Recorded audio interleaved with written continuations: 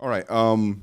As Roy said, I am the Christian Johnson Endeavor Professor here, but one of my other roles is I actually serve as the Director of Education Leadership, which houses a number of programs. One of those is the Summer Principals Academy in New York City, and another one is the Klingenstein Center, which is our private school leadership program, and then we also have Urban Education Leadership. So we have folks here who are represented from various areas today, from some of those program areas, particularly the Klingenstein Center, and actually we have a couple of folks represent private school leadership, and then we have some folks who are coming from the public sector. So the conversation today is really going to be us having an opportunity to brainstorm. So we're going to ask some questions of the panelists, and they're going to give an opportunity to talk about their respective experiences, but then talk about ways that Teachers College, Columbia University can really serve as a convener or a facilitator really for some of those ideas between the public and private schools.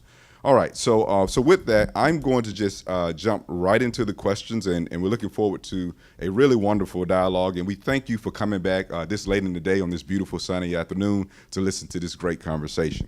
Okay, so my first question, and we're gonna do these. It doesn't have to be in order, so we're gonna be as natural as we can be here. So let's just talk about what are some of your respective goals for education in your respective organizations, and in that you can talk a little bit and remind us what you're doing, because even though Rory gave a great introduction, just to remind the audience. Okay, so we have two mics up here, and I can pass this one, or someone can really grab the other one. So that's our first question. What are some of your respective goals within your organization, within your school or your organization?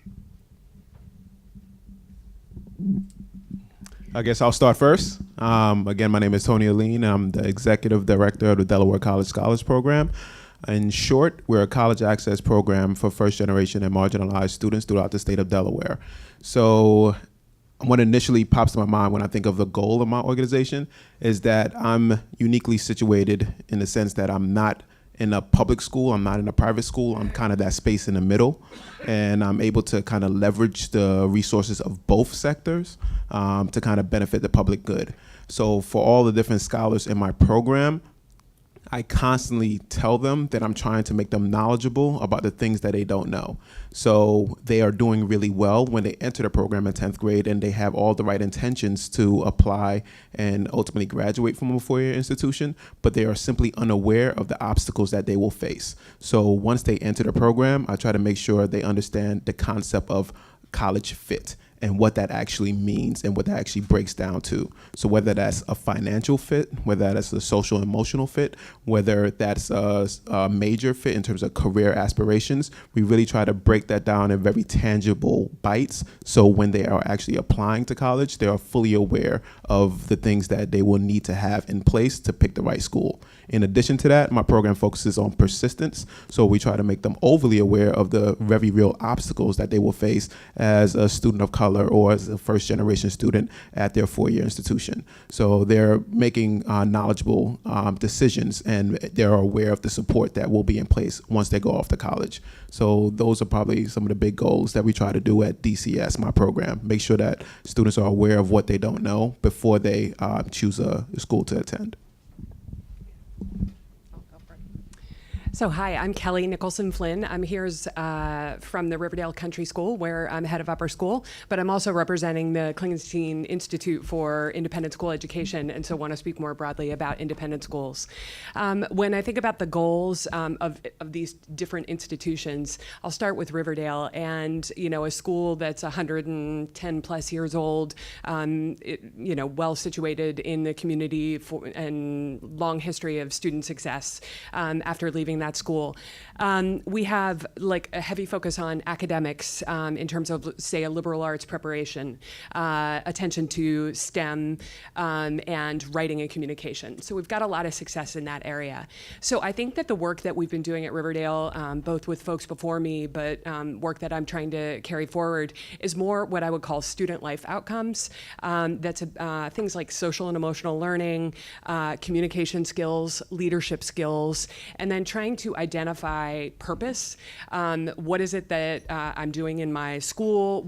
How is that going to serve me and our community later on in life? And this work is challenging because it's not something that every teacher has been trained in working on, but it's also what I think where our school needs to continue to grow. And it's a place that we've done a lot of collaboration with both independent schools and with public schools in this area. When I think about Klingenstein in terms of the broader view of independent schools, I think that trying to ensure that independent schools are serving their communities and not just serving the students and families within the school is a key goal of the independent school enterprise these days. And I would say broadly, lots of independent schools are thinking in the way that we are about broadening what the student outcomes are academically, but also in the co-curricular spaces for those student life goals that I was describing earlier. Thanks. Hi, I'm Jacqui Getz. I'm the principal of 75 Morton. It is a school in the West Village. Pardon me? It is a school in the West Village. And we started this year. We started last year. We're 6th and 7th grade, and we are at 570 students, growing to about 900. District 2 is a district that historically has middle schools that are not zoned. They're mostly screened, and our school is a zoned school, so we serve 10 different elementary schools from 6th Avenue to the Hudson River, 58th to Battery Park City. Any of the students in those elementary schools can come to our school. So our goal of 75 Morton is to build a diverse and beautiful community that has this social emotional learning in mind for their students, as well as the academics. But we have a unique situation because we have children from all over. We get children throughout the year. They can come over the counter all of the time. So we have to fold them into our community and make them part of it. And we have to immediately assess where they are academically, socially, emotionally, and get them part of our school. And there are a lot of voices among the parents and among the students and community feeding into our school, and a lot of ideas about who we should be and how we are functioning. So we're trying to stay a steady course of building a school where all of the children will be treated equally and fairly, and we believe in all of them, which is a simple and incredibly complicated goal. Hi, I'm Jackie's husband, which is my primary role as an educator. And I am the principal of Eastside Middle School, which is in the same district as Jacqui. We're actually a screen school, so kids compete to get into my school, but they were not capable of beating her school in cheerleading this year. We have a few goals in Eastside Middle School. One of the things, we're very influenced by Ken Robinson's book, The Element. And we believe that part of our responsibility is to help our students develop their passions in our school, discover their passions and develop those passions, whatever they are, they're academic or athletic or artistic or political. Another goal of ours is to help our students develop their autonomy, their ability to study independent of their teachers and their school.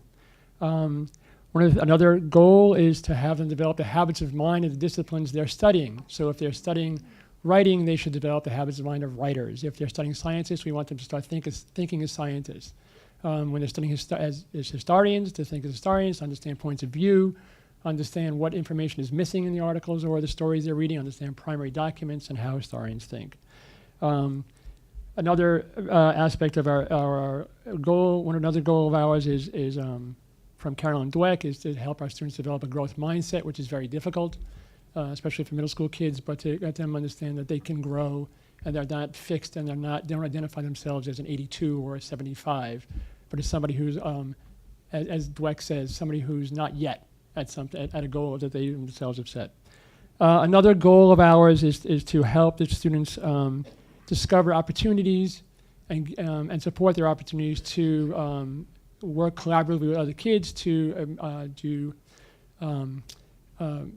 act on issues and that affect them. So if, for example, I work with the Manhattan Student Council, which is a collection of student councils of kids from our district, and those kids collaborated with each other and with city council to write a law that made it mandatory for all public middle schools and high schools to have GSAs. So we want our kids to have the opportunities to do these things, and thank you.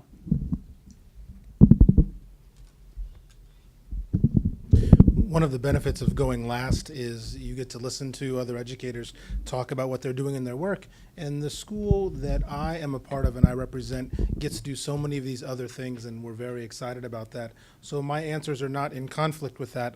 Hopefully they are connected to that. But I run a school, the school at Columbia University, a kindergarten through 8th grade school that is a little bit different. Half of our children come to us from the neighborhood through a need-blind lottery, and the other half are selected from the faculty and staff from Columbia University. So we are a hybrid school that functions in so many ways like an independent school and many other ways like a public school. So one of the things when I think about the goal for the school and the community we're trying to build is equal access. Making sure that we've removed all of the barriers for families to be able to access education in every element of the community. Every family is invested from day one, regardless of their financial situation, their family structure, their belief system, any of those things that can limit them in other schools or other points of educational access, we've really tried to remove. So thinking about equal access for our students and our families. Second is to be a model of what K-8 education can be. We are a kindergarten through 8th grade school, as I mentioned, roughly 540 children. So we have a unique opportunity to think about education in an interconnected way. We help our students and want our students to break down the silos between the traditional disciplines so they can see how their topics are connected, but also break down the barriers between school and home and their community. So we spend a great deal of time thinking about education more broadly, the lessons they learn with us at school, the lessons they learn at home, and how that helps shape them as whole beings and citizens within their community. And then we also continue to look for partnerships in the broader community, ways for our students to make change and to be the leaders that we want them to be so they can go on to some of these other great schools and have these other opportunities. It's research-based, it's integrated, and most importantly, it's empowering for our families and for our students to see the role that they play in the educational process. And third is being a community organization, thinking about ways that our families, our students, and our community can grow outside of some of the traditional ways that we think about that. So we've tried to open up our doors to create spaces for conversations about how education is changing, how the world is changing.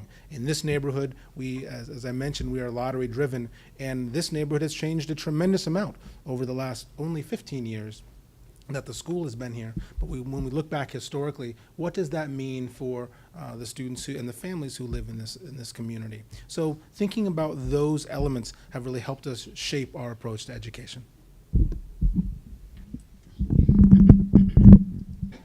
I will take the opportunity to say that Amani actually sits on our advisory board for education leadership, so we thank you for your service and appreciate your insight.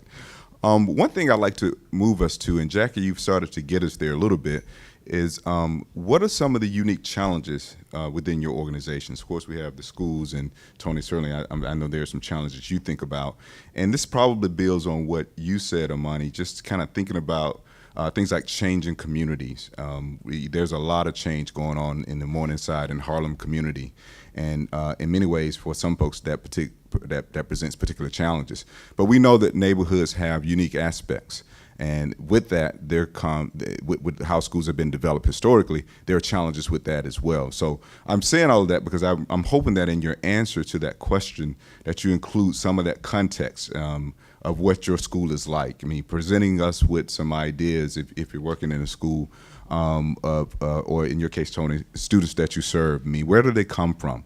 You know, what are their backgrounds like? I mean, what is it like when they interact with folks who are in different spaces from themselves? And I'll just give you a hint. This kind of sets us up for where we're going to go next. Okay, so, all right.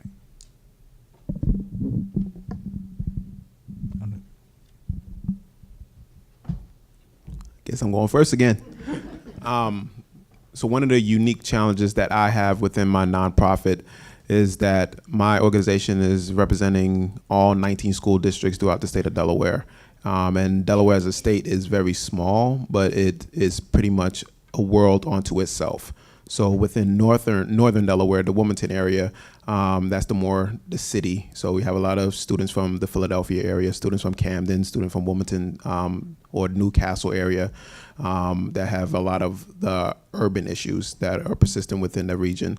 But then on the other side of Delaware, southern Delaware, it's akin to deep south. So it could really feel like you're in really southern Mississippi, for instance. And my program is bringing all these students together in one sitting. Add to the mix, there's a lot of migrant families and undocumented families within southern Delaware. So I'm bringing that within my mix as well. And one of the big things that I push for in my organization, that the students, many of which are first generation low income free and reduced lunch, they pay absolutely nothing for all the services that we're offering. So every year I have to rally the fundraising wagon throughout the state of Delaware to show them why it is necessary to support these students. And for many people that support the program, ultimately, they're looking at these students in 10th grade and they're seeing that they're doing well, and they can't believe what the statistics and what the outcomes are for these first generation low income students, in terms of only around 2/3 of them graduating high school and only around 8 to 10% of them going on to a 4-year college, because they see them in 10th grade and they go, oh, wow, they're amazing. But they don't realize all the different obstacles that are gonna get in their way for them to even go to college and ultimately graduate from college. So for me, it's playing that middle ground, not necessarily a politician, but being able to appeal to a very vastly different population to actually fund my organization. And I've learned, do we talk about solutions yet? Okay, so I'll tease a solution. And actually, this is actually created through my time in Klingenstein. I graduated from Klingenstein, a private school leadership program here at TC. And one thing I learned is that whenever you're in a situation where you're trying to present your case, you want to be able to articulate whatever reservations the other person will have. So a lot of the things that I present within my organization are based on research, and I try to understand all the reasons why someone would say no. And when I'm presenting it to them, I already have those solutions in hand. In addition to that, especially within this political climate, and especially because around 15 to 20% of my kids are DACA or undocumented, I have to proactively be able to articulate why it's important that we're supporting these students fully, and let others understand how we're bettering the Delaware community as a whole by focusing on marginalized groups. And unfortunately, sometimes it's a hard argument to press, but I have to be consistent and I have to be persistent to make sure I'm doing whatever I can for my students at large.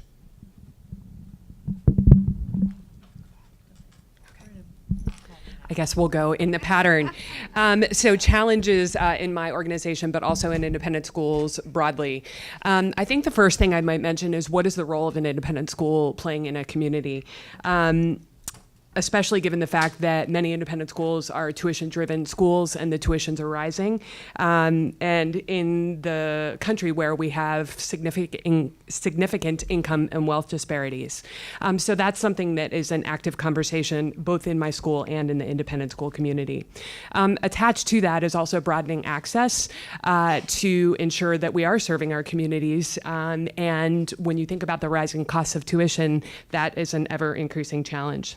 And I guess the last thing I would say is I think that, I work right now primarily in a high school, and I think that the increase in sort of mental health struggles that our students are facing for any given reason is something that we need to pay close attention to.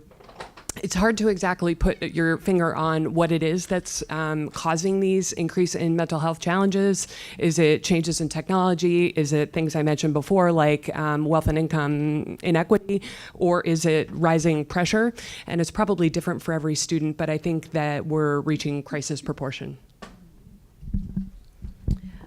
That is very striking. When you said what are the unique aspects of our communities, we all have something unique, but I think the leveling field is much more interesting to talk about, like what's happening with all of our schools, and the social media aspect and the impact on the social emotional lives of all of our children is insane, and it's worrisome. We just hosted 20 principals from Norway.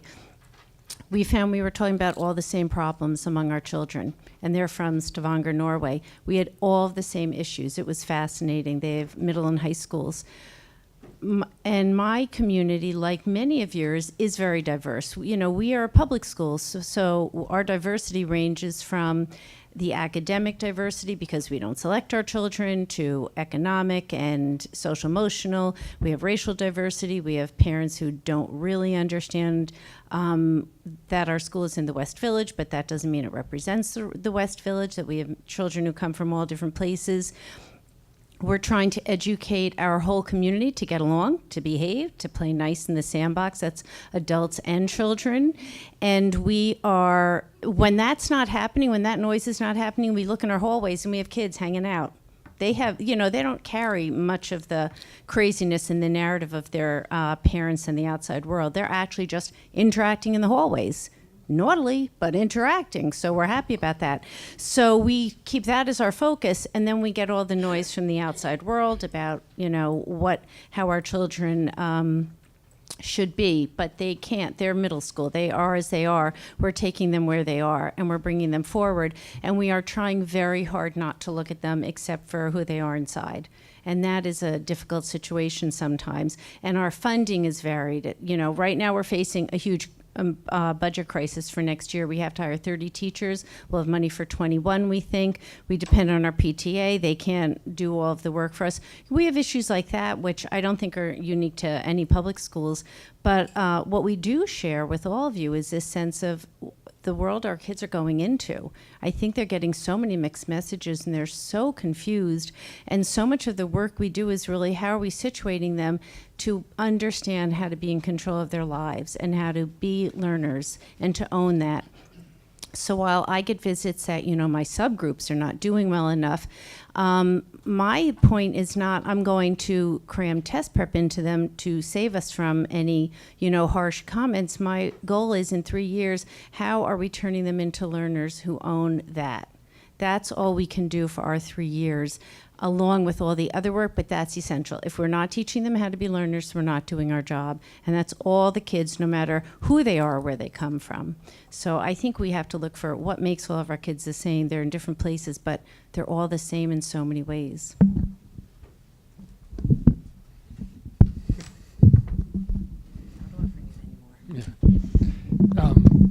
I just want to mirror actually what's been said before me. I think that for our number one problem, and it seems the most difficult, is dealing with the significant mental health challenges of our students. Not all of our students, but the students who are experiencing the chronic or acute mental illness, we just simply don't have the resources to meet their needs, to help them adapt to the demands of a school system, and to keep them from getting in trouble. So I think more often than not, the discipline system is a response to their mental health needs, and I think that's wholly inadequate and something that we need to address. Next time I'm going to sit in the middle of the table to make it a little bit easier. I think when I think about our school, we are facing the same challenges. As an independent school, the funding model for independent schools is broken. There's no two ways about that. The world has changed, and I think we're thinking about what that looks like. Second is enrollment. The populations are changing, so much of what we thought would be a driving force in terms of our schools is changing. There are fewer kindergartners this year than there were a few years ago, and we know that's a bubble and that can change, but for schools that are tuition driven, that can compromise how committed we can be to our missions. The third thing really resonates with what my colleagues are saying here. I think there is a risk of being a young person today. This is a risk that is not just around race and class and social media. It doesn't take too long to look at any major newspaper to see what happened to a 12-year-old yesterday or the day before in terms of ways they were marginalized or threatened in their school environments, or let's say it more broadly, places that should have been safe. And so we are thinking about what that means to educate children. To turn it to a solutions-driven moment, I think that we have an opportunity to rethink structures of schools. We're seeing this happen all over the country, whether that's organizational structures of where administration sits and how much support is available for a classroom, to online and hybrid learning, thinking about ways in which we can deliver content and curriculum to students who either can't physically be in that school building or in that space, or other ways to broaden who we're serving and what it means to be a part of that community. But to me, that sort of rolls into this broader idea of our responsibility responsibility of who in fact we're educating. When I look at what's changed for our school over the last 15 years, we've been a little bit more deliberate for some reasons, and I really appreciate what we were talking about in terms of mental health. But those aren't just challenges that students face, those are challenges that families face. So we are making a stronger and more intentional effort towards family engagement, thinking about our responsibility to support and educate families about what happens in the school world. And finally, I think the world of education is changing, whether this is an information age or the rate of change or the amount of access. When it comes down to some of the basic analysis of how happy are our families with their students' educational experience, we are educating children to go into a very different world than their parents or guardians went into. So thinking about how we're approaching problem solving, thinking about what a classroom or a traditional classroom should look like, also requires us to help everyone understand that not only is the landscape changing, but the world that the kindergartners in my school will encounter as professionals just doesn't exist yet. And so thinking about this from a skills-based and a competency-based approach to education is a little different than I think it has been in the past few decades. So thinking about what this means for an educational revolution and the partners that we work with to educate children. Thank you. So I will say, Amani, you don't have to go last if you don't like. You can just jump in. So I tried to jump in. Yeah, all right. So be ready on the next question. All right. So my next question really invites you to imagine a little bit, okay? And it really is about keeping those challenges that you've just mentioned in mind. What would it be like if public and private schools forged alliances to leverage intellectual resources and expertise? Might it address some of those challenges? I mean, is that something that would be valuable? So again, what would it be like if public and private schools forged alliances to leverage their intellectual expertise, so and resources? And is that something that might be useful in addressing some of the issues that you've just mentioned? And I love Amani's statement about some of those challenges or some of the things we're preparing kids for. It's not there yet, right? It's still coming into being. So keeping all of that in mind, I'll stop there and invite anybody who wants to jump in. So even if you need a couple moments to reflect, or I'm going fast. I'm going quickly. There's no question that the opportunity for alliances and partnership exists because we're trying to do the same thing, which is educating children. The key is finding ways that are true partnerships rather than something else. And today at my school, we ran a program called Teach 21, Teachers Teaching Teachers, where they open up their classrooms and what's happening in their classrooms to other educators. We're inviting people to partner with us to think about teaching and learning in a contemporary society. How do we create opportunities to bring teachers together in those meaningful ways where the professional development is not always about connection to their assessments or connection to their evaluations, but sometimes it's about thinking about teaching and learning just for the sake of the students. So seeking those opportunities.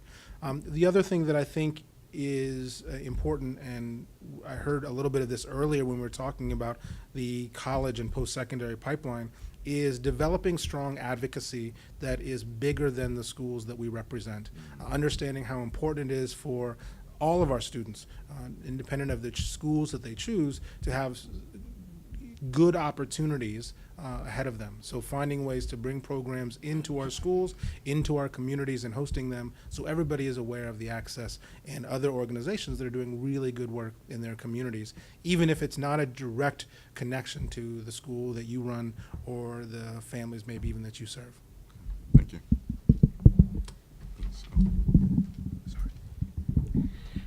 Thanks for this question. It's really wonderful to be able to dream and think about what the opportunities could be.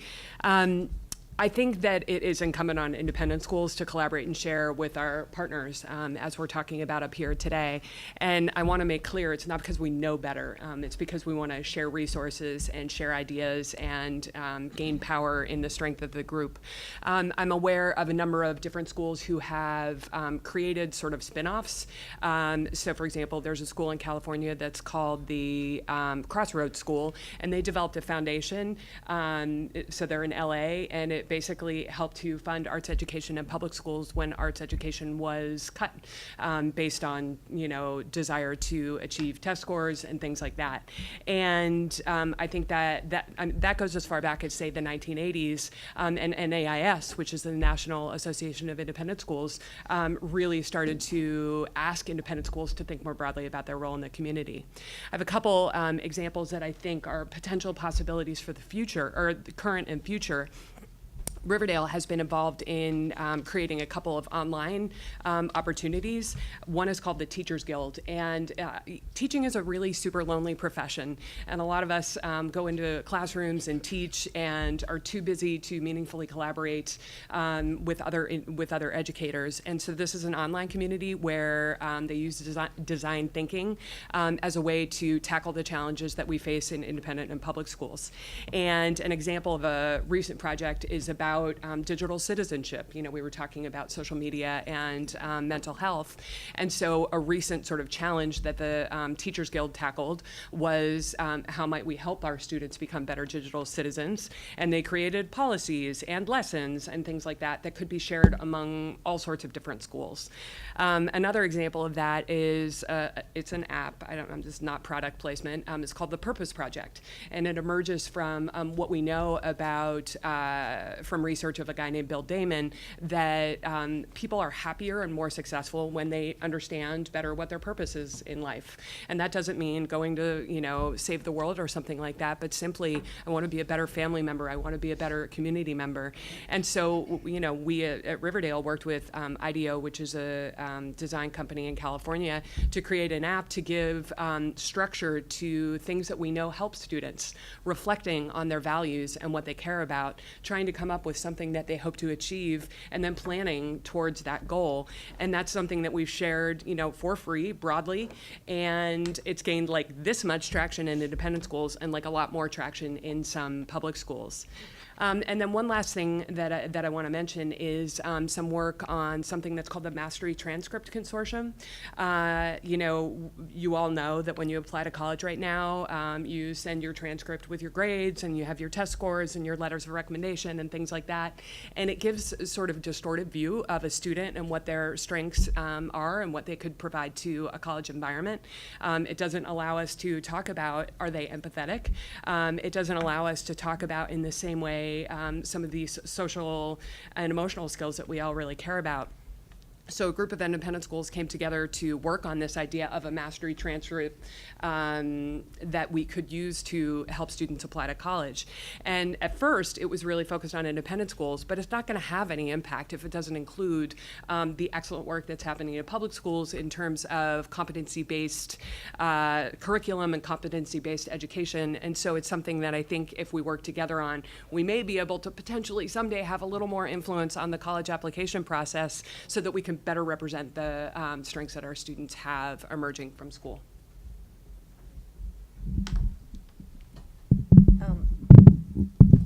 I just have one quick thing to say. These are giving me great ideas, but I think that whatever we figure out has to be replicable among all of the schools, and it shouldn't only depend on resources. So our kids are similar, and our teachers are similar, so it'd be wonderful just to have the teachers talking, and there's so many assumptions made. I have assumptions of independent schools, I do, and I'm sure they have assumptions of public schools, but surprisingly enough, public schools are very independent in their thinking. They break whatever rules there are, we tend to break them. We create our own curriculum, we fight back, and we think of ourselves as very independent thinkers. So I think we're really not bound by we're bound by fewer things than I think people recognize and realize, and we're out there trying to think through things. So while we may have fewer resources and, some kids that are challenging in various ways. It's so joyful and wonderful and energetic. And I think that if our teachers could share ideas and not talk about how many kids are in the classroom and how beautiful the campuses are or are not and all of that, and just talk about minds in front of them, it would be, I think we'd all have teachers who just want to get together and do it.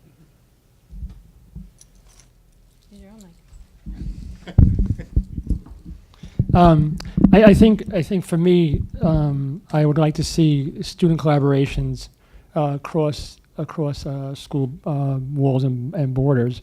I was just thinking the March for Our Lives movement is an example of where a movement is taking place that has nothing to do with what schools the kids go to, but a common issue that they all care about. And I think if we give our students opportunities to collaborate with each other to identify issues that affect all of them, urgent issues perhaps like the environment or mental health or whatever they decide, and we give them the resources to collaborate, we give them the opportunities to make an impact and reach out to politicians and people who can leverage their issues, then I think it will be a great opportunity, again, to work with independent and public schools. And for the sake of not being repetitive, I second pretty much what everyone else up here said. Also understand that I'm very uniquely positioned in my young professional career that I've seen many different aspects of education.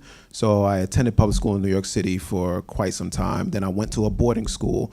Then I worked in Teach for America in Charlotte, North Carolina. Then I worked at a boarding school for 10 years. And now I've been working with my own nonprofit program for 6 years. So I've seen a lot. And one of the biggest things that I see in terms of lacking with public and private partnership is that people don't realize that it needs to occur on multiple different levels. So it needs to be from school leader to school leader, public and private. It needs to be from teacher to teacher, public and private. It needs to be from teacher to student, public and private. And it needs to be from student to student, public to private.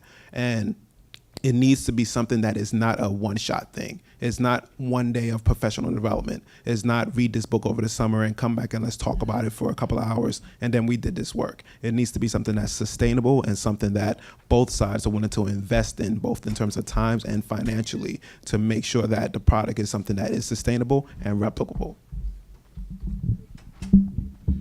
Thank you, Tony. So this one puts TC on the hook a little bit, and I'm glad President Bailey just walked in. But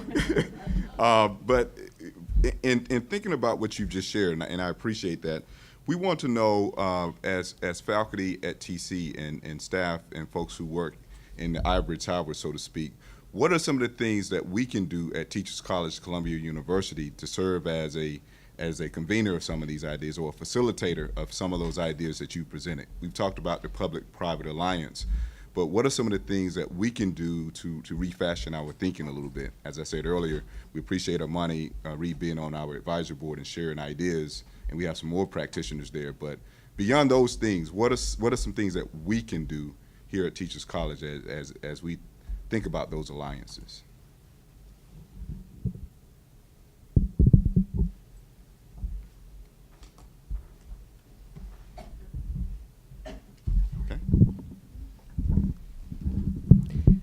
So you asked, how can we convene and facilitate? I would say, let's do that, convene and facilitate. And to give an example, Nicole Furlong, who's the head of the Klingenstein Center, just a week or so ago organized a Kling Salon, which was a 3-hour opportunity for folks who lead and work in independent schools to talk about what does it mean to be an anti-racist, anti-sexist type of a school.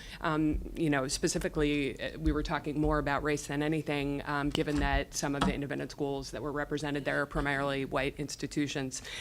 We all left what we were doing for a day and came down here and spent 3 hours talking, and our schools still functioned without us. I think sometimes we think that it's impossible to leave school, but the generation of ideas and the generation of enthusiasm to work on changing things, there's no other way to get it except for to ask people to come together about a particular issue and then follow up and then follow up and then follow up. So I guess that's what I would ask as an independent school person in New York City.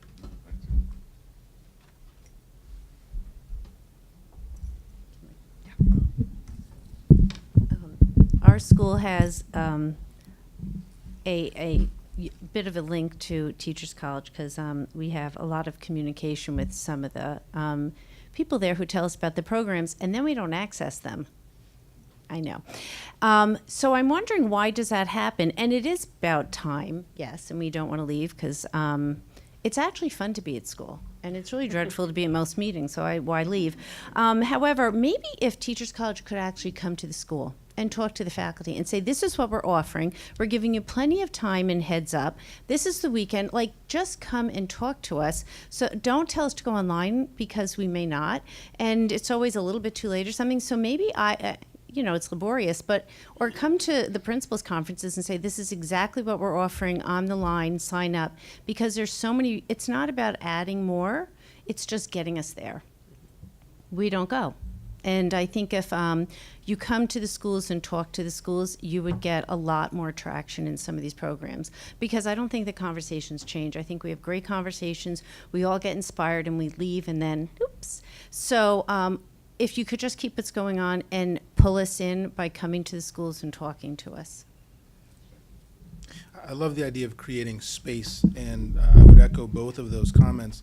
I also think about students. So I don't know how many schools were invited to today's event. I don't know what the outreach looked like. I did have a chance to go to the 4th floor, and I've already forgotten the name of the science activities that were up there.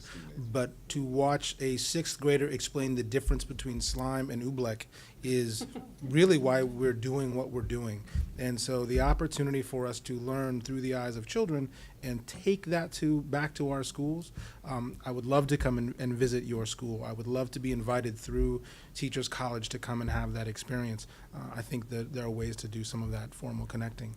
I also think it's important that Teachers College continues to support growing educators from the community. And specifically, I think it's important for educators to look and have similar experiences to the students they serve.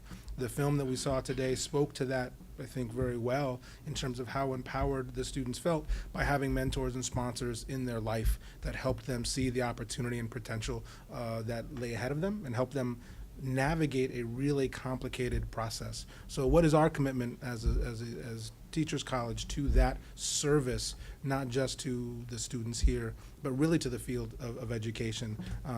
I believe the adults must reflect the students as well. Thanks. I think, again, I'm going to just stick on to one theme this entire afternoon. I think that Teachers College could work as becoming a beacon for the advocacy for mental health education for students and teachers. One of the things I find with some of my teachers is that they themselves are not resilient. And when I was working in the much more struggling schools, I experienced frequently that very, very bright young teachers would come to our school, and the kids were very difficult. And the teachers themselves were talented, smart, creative, lovely people, but they didn't have the mental health skills themselves to sustain themselves in those classrooms. We also know that emotions are contagious, and that when kids are a very intense emotional experience, they tend to, it's very easy for a teacher to take that onto themselves and the situation to escalate. And most teachers don't have the skills to de-escalate, and they're the people who spend most of the time with kids. So I think that first of all, for teachers staying into difficult population, working with difficult schools with difficult populations, they are going to need the mental health resources themselves to sustain that experience and to stay there long enough in those schools so they become part of the communities and don't suffer from their own shortage of skills. And I think that if Teachers College became a public advocate in the national discussion about mental health, and offered workshops here for teachers and made it a requirement that as part of their teaching coursework that all people who are going to become teachers would have training in mental health, again, for themselves and for working with kids. I think that could be a really beneficial value to all of us in the community. I guess for me, it will be for TC to encourage more educational innovation in the sense of you have a whole bunch of people that attend this university that may have little ideas that they feel that no one else will listen to. And if the university could do more to kind of promote those different diversity of thought and diversity of ideas, it could do a lot. I know for me, actually in my application as I applied to Klingenstein, I did not think I was going to get in because my whole essay was talking about how I thought private schools were nonsense. And I just talked about my personal experience in terms of the social emotional stress that I got from receiving such a great academic career. And when I got into Klingenstein, the late Pearl Rock Kane sat and talked to me and said that we need more people like you working in private schools because your perspective is only going to make private schools thrive. And as a member of Klingenstein, which was heavily focused on private school leadership, she gave me the opportunity to shadow Rice High School. She gave me extra opportunities to shadow KIPP schools and charter schools. And she wanted me to speak up in class. And Belinda, who was part of my cohort, could tell you that I would just be sitting there quiet, and Pearl would come over to my shoulder, tap me on the shoulder and say, "Tony, say something." And she pushed me constantly to express myself and express all the things that I thought was wrong with private schools, but also come up with a solution as to how I felt that it could be fixed. And that 10 years ago directly led me to creating my nonprofit program. So if TC could foster those ideas of innovation the same way that we try to push it within STEAM and within STEM for people to think outside the box for solutions to a critical problem, we could really advance education as a whole within the nation and the world, actually. Thank you, Tony.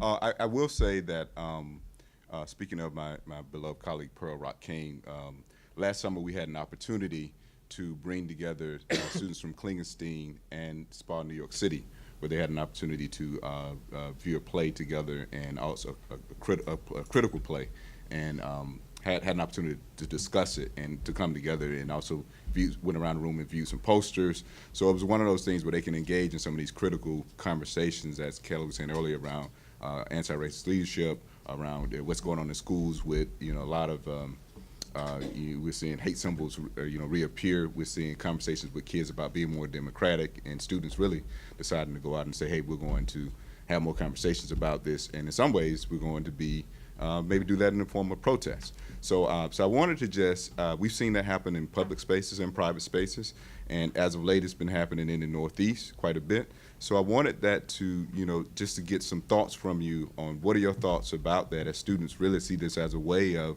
democratic engagement or public engagement, or maybe what some people say that there's a decrease in civics or citizenship. So just wanted you to give a few thoughts on that, and as you get your thoughts together on that last point, I do want to again say to the audience, you're going to get an opportunity to engage with the group. So I hope you have your questions ready. So you're coming up next after they give some thoughts on that, and then you'll get an opportunity to interact with the panelists.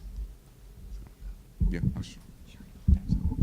I'll be quick. There are two ideas here. One is I do think at my school we have seen some challenges in this area, and we have been writing a set of expectations for civil discourse, and we came up with it from teacher point of view, but we've gotten a lot of student feedback, and we're developing curriculum about how to get kids to practice that. And so making those expectations clear and then giving kids the opportunity to practice is really important. Another thing that I'm working on right now with students is, not hate speech or something like that, but microaggressions.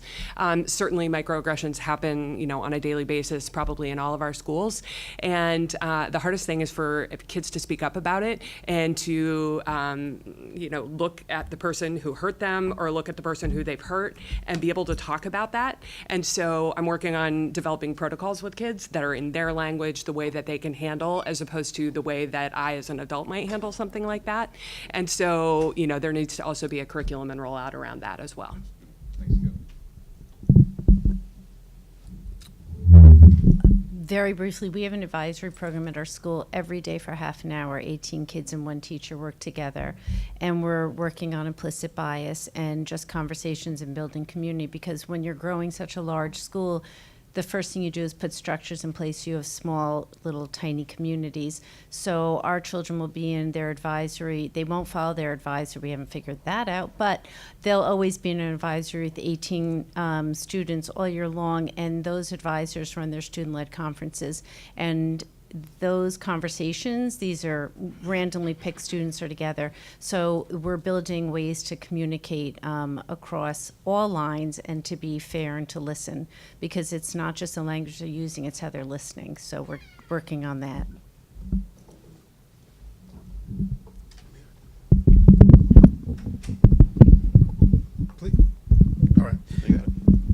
for the microphone again. My apologies. This is such an interesting question, and actually I thought of David's comment earlier about the March for Our Lives movement and what that means in our school settings. And I think, frankly, it's another place that Teachers College could think about how all of our schools are reacting to these issues and how they impact our students. One of the things before we talk about the role that students play is really the role that the adults in the community play. And this comes to training. I think in order for us to effectively support students in taking these stands to articulate their views, we have to train adults on how to do that, whether it's understanding and critically thinking about how to support them, how to process their own emotions and feelings around something. These are not simple topics, and I think we have to model that from the top down. Second is opportunity, thinking about our students. We all have roots in Teachers College and the idea of participation in a democratic society that requires leadership from young people and from students. So giving them the opportunity to stand up and to stand out in the ways that they are making difference, I think, is so important. But the part that I like to think also about is the way in which we reflect on the choices and the statements that our students are making.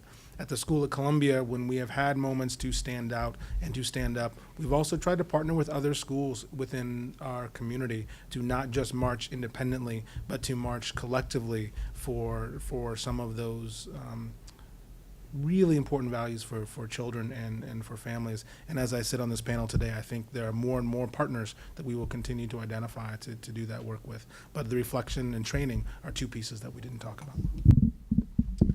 I'll go quickly. So I guess for my organization, my College Access Program, students enter my program and they experience something as a complete 180 from their public school experience.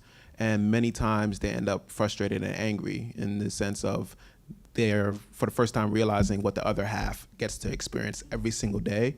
And then they're either jealous and angry at the other half, or they're extremely frustrated at what they have to go back to.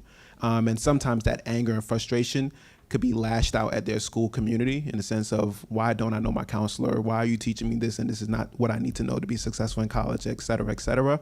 And what we try to do within my organization is to harness that energy and tell them that it's okay to be angry, but it's not okay to be angry and internalize it. And it's not okay to be angry and just be angry. You need to have a solution and or a way to kind of express yourself in a way that could bring about a productive solution. So we teach them how to advocate for their peers, advocate for their parents, how to create student-led organizations, how to join other national or regional organizations to express themselves, how to write critically, how to write op-eds. So we give them these different outlets that they could utilize right away instead of just being angry.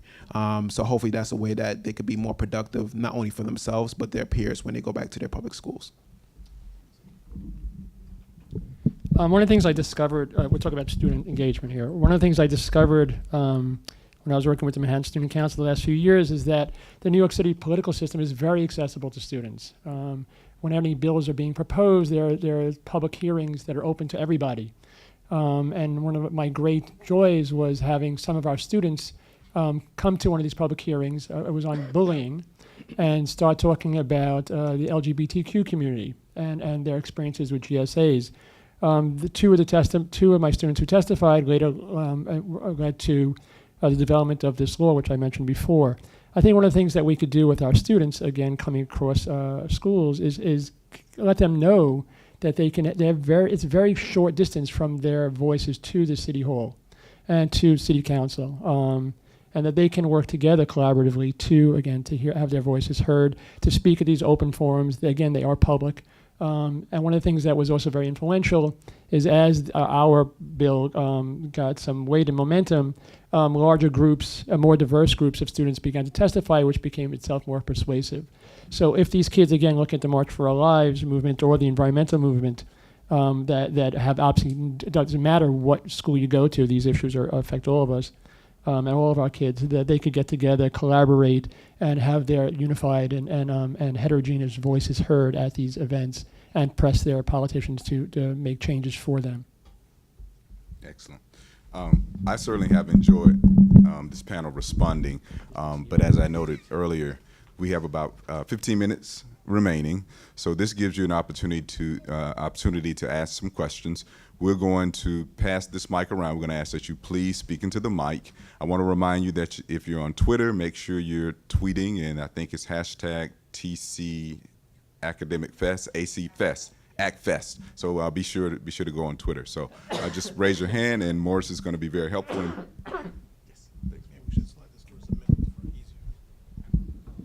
I have a question that's probably mostly for Tony.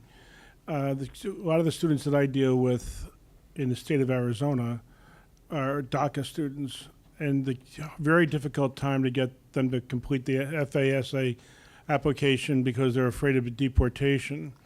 What have you been able to do to overcome some of the concerns? Because those kids want to go to school, but they need to fill out the application for financial aid. Yeah, it's a very, very, very scary time in terms of for many of my students that are undocumented. So one thing that I've been, I guess, fortunate is that within the state of Delaware, there's a lot of safe haven in the sense of them applying to the in-state institutions. So the University of Delaware typically is an in-state option that many of them would choose to, and the community college system is very strong as well. So those are the primary options that I use for my students who are academically stronger. There's a strong coalition of liberal arts colleges, like a Wesleyan, Amherst, Williams, different schools like that school, those caliber. But for many of my students, they don't have the academic profile to be competitive within those processes. So I've been fortunate to have one of my DACA students attend Wesleyan, another one of my DACA students attend Duke. This year, one got accepted to Vassar. So those academically strong students don't necessarily have to worry about the funding once we kind of document their situation. And for my in-state students, they've been fortunate that the state of Delaware could really protect them. But overall, there's actually, I'm blanking on the website. There's a website that I utilize that I've got from NPEA, the National Partnership of Educational Access, that shows a listing by region of different colleges that are safe for DACA students to apply to, in the sense of being read and being protected to not be in jeopardy of deportation. My follow-up is in Arizona, your kid graduates high school, they can go to community college, no problem. Mm-hmm. But how do I get, do they kids fill out the app? So part of at least my personal experience within the 6-7 years of my program is developing the trust with the student and the family. So by the time my scholars are applying to college, I've developed a relationship with them over the course of 3 years. And my students will never directly come up to me initially and say, hey, I'm undocumented, can I get that support? But there's ways that I have conversations with them and develop the rapport with them to let them know that, okay, I'm going to support you. And there's little, I don't want to say little tricks, but little things that I will ask early on when I get a sense of this student may be undocumented. So if I know that they're from Southern Delaware and that they're a migrant family, and part of the application is a simple question of, hey, do you have a social security number?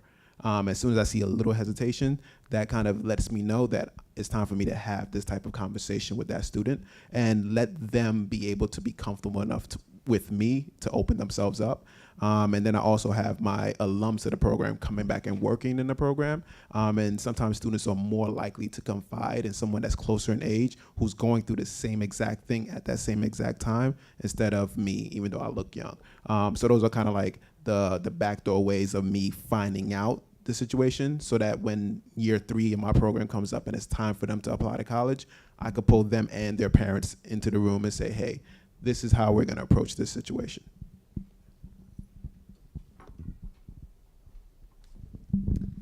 Hello, good afternoon. My name is Marina Rama, and I am an alumni. I went to the International Education Department many years ago. I'm not saying how many years, but I work for the New York City Department of Education, and I'm very, I want to thank you, the panel, first for such a great great discussions that we're having. I wanted to make a comment about the role that TC can play with, in the city, and especially like with the public schools where I work for. One of the things, and I'm very new, pretty new with, I think that I've been with the city for only 4 or 5 years. I started as a mother of twins. I quit my job that I had before. and as a mother of twins. And then that's how I started. I grew up in Albania. I'm not even part of the education system. I came here after college as an immigrant, so I understand the plight of immigrants also. But what I've seen as a teacher, educator, I see that there's a disconnect between especially the superintendents or like the higher ups and the teachers or the principals. And when we talk about the role that like leverage student success, I think there's very little understanding of what the needs of students are when you have superintendents coming and visiting schools, because what they want to see is something completely different from what is happening every day in the classroom. So my point here is that, is there a way for Teachers College to have some sort of like relationship with maybe I don't understand the role the superintendents have. All I see is like teachers really going through hell to put together, unit plans or lesson plans and making sure that the classrooms look really nice and neat. But when we talk about the mental health of teachers and students, that is not even part of the Danielson framework or all these frameworks that I hear about. This is real. What we experience every day, it's something that we cannot just be bystanders and have a talk, because mental health is a serious issue for everyone involved, and also for the success of the populations that we serve. And I work in a district that is, I work in Park Slope, which is a very good neighborhood, and I work in a school where there are 4 schools in the building, and I serve and I work because I want to work with population that need my help. They just need my persistence, my resilience, something that they don't get every day from other teachers or principals who have been in the system forever. So my point here is that if the Teachers College is really like, if we really need to work a lot with superintendents or higher, I don't even know who supervises the superintendents, but the schools that the students have a lot of needs, and we need to really be real about this.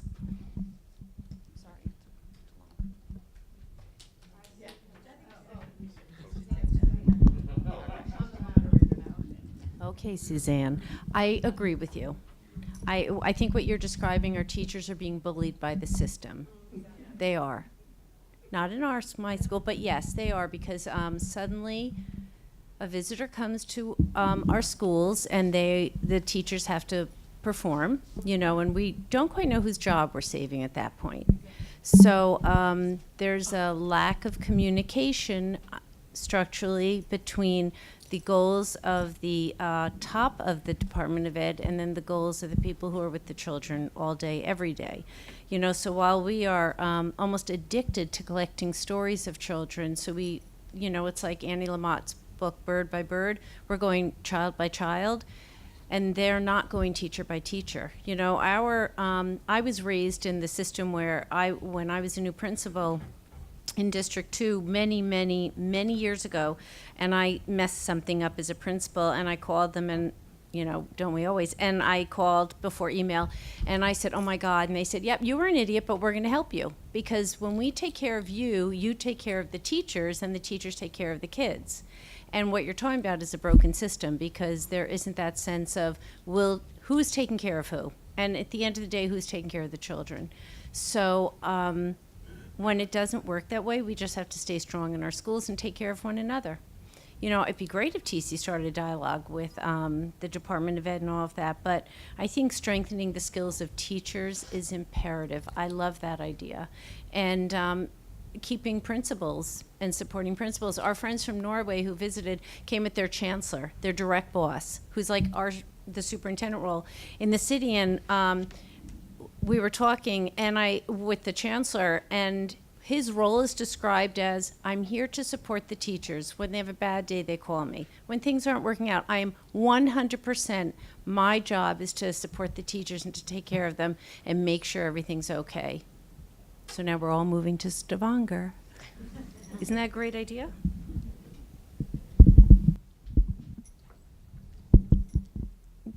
Mark, hi, Suzanne. I'm an alumna of Teachers College also, and full disclosure, my children go to Jacqui Getz's school, 75 Morton. But I was really intrigued, I guess, by 2 things. One, this idea of Teachers College playing more of a role in the preparation of, I think, both teachers and principals in terms of mental health and incorporating developmental psychology. And given that Teachers College has such a robust program in psychology and in teacher preparation and in health, that seems like just a prime area for us to think through. And given that both David and Jacqui are graduates of the curriculum and teaching department, we're going to look to you to help us talk with our colleagues in curriculum teaching, because I think it's really a terrific idea. So, and to that point, Mark, I'm intrigued and excited about the program or initiative that you, in your SPA, the Principal Leadership Program for public school principals, and Klingenstein for independent school principals, that you all came together. And I'm just wondering if something came of that, even if it's research questions, given that we are a research institution too. But did anything sort of bubble up beyond maybe what we are talking about today, or perhaps something was reinforced from today's conversation? So, Absolutely. Thank you. And thank you for your question. So I'm going to try to address several points really quickly. First, I appreciate the challenges for Teachers College. I mean, I consider it certainly a gift when we can talk back with practicing teachers and leaders and then get some feedback, which is what I was saying earlier. Not to talk again about the advisory committee for education leadership, but one of our reasons for doing that is so that we didn't get too stuck up here with our head in the clouds and only doing research. We know that we need to continue having conversations with practitioners. So on that board, we have folks who are practicing teachers, former teachers who are principals now. We do have John King, who's head of the Education Trust. So we have a wide variety of folks who work as consultants. So that's one way to get those conversations in. The other thing is, in the Summer Principals Academy, we're not thinking about leadership as only in a traditional sense as being isolated. So for example, last summer I taught a course with some of you heard Laura Smith's name mentioned earlier, who does work in psychology. And so Laura, I like teaching with Laura because we talk about the mental health of school leaders and the pressure that happens in that so-called pressure cooker to be responsive and be responsible in an accountability system. We're not a teacher-ed program, but we bring in folks who are teacher leaders. They're still practicing teachers right now. So one of the things that we have is try to elevate that conversation around mental health in the sense of taking care of yourself. So for example, a big part of the Summer Principals Academy is we do what we call self-awareness training every morning. Some of that is built upon some of what you've been hearing in schools around mindfulness.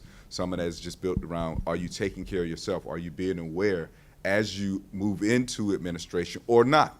Because we find that the folks who come to our program, they're highly driven individuals. Whether they ever become assistant principals or principals or not, they love their schools, they love their children, and they, like I'm imagining like you, are very much engaged in the work. So that requires you to take care of yourself. So we try to really have that to say, hey, we're going to bring that into this conversation because it's student voice is very important. Just like you're hearing, this burgeoning research around there's teacher voice, but there's student. We're hearing work around student voice. So we also believe teachers have certainly something to contribute around their own health in these systems where they are oftentimes being villainized in the media, right? When people really don't know and understand the whole story of what it's like to be, teaching. I've done a number of jobs in my life, and I love being a middle school and secondary mathematics teacher, but I'm pretty sure that was the most difficult job that I had, and I never had trouble sleeping in those days because it was work all the time, and I love what I did, but I understand that there is, that is really tough work, and it is also tough work when you're doing your very best and you haven't really gotten what you need in these spaces. So I always say in places like Teachers College, we want to make sure that we're addressing some of these issues and also talking to teachers to find out what are some of the things you need to really teach in really difficult situations. So hopefully that touches on it, and we're open to it. I have a long list of things to take back to my colleagues and say, we have some homework. So definitely. Okay, I'm seeing I've read 1 minute remaining. So I think that gives us enough time to really just take a few moments and thank this wonderful panel for their contribution. Yeah.